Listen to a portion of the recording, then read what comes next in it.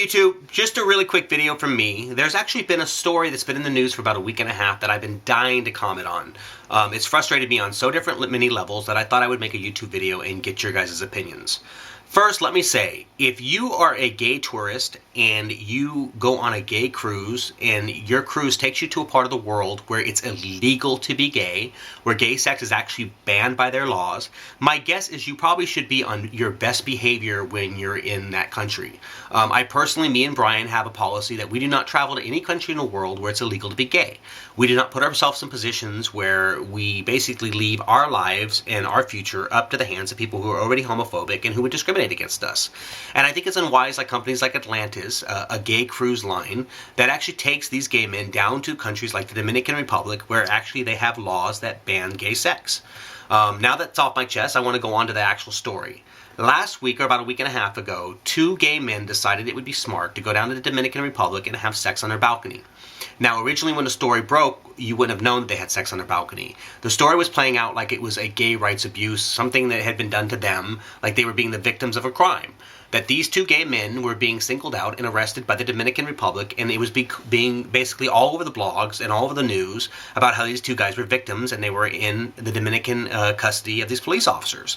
Now, originally when I heard this story, something about the story just didn't sound right to me. Atlantis and other LGBT cruises have been traveling down to these countries, Jamaica, the Dominican Republic, and several others which are, have anti-gay laws for 20, 30 years now, and have never had a problem like this. So I kind of didn't make a comment. I kind of stood back and decided to wait and, see what else unfolds. So it wasn't maybe a week later, and the story started to come out from other cruise passengers that these two were actually having anal sex on their balcony. So I basically posted something on my Facebook, and I vented. And I basically said that, if these guys are going to go down to a country like this, and do these types of behavior on their balcony, I'm not sure what was in their heads or why they decided to have anal sex on their balcony in front of 100 people, some police officers. My guess is they were thumbing their noses at the local laws.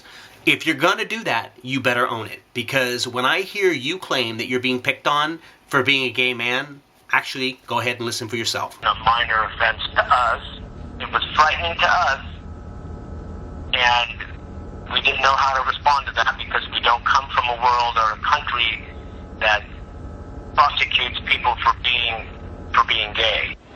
Okay, that drives me angry. Every LGBT blog in the world was defending these guys. Every LGBT blog and, basically news story that I saw, even the mainstream news, was basically putting these two guys up as victims. You are not victims, okay? You brought this on yourself. At least you can own it.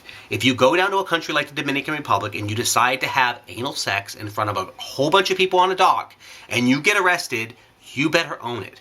Because as an LGBT person who fights every day for gay equality and would be willing to fight for your equality if I felt like you were being mistreated or somehow abused, it really angers me that you're so easily able to lie to the gay community and basically say that you're a victim of a crime.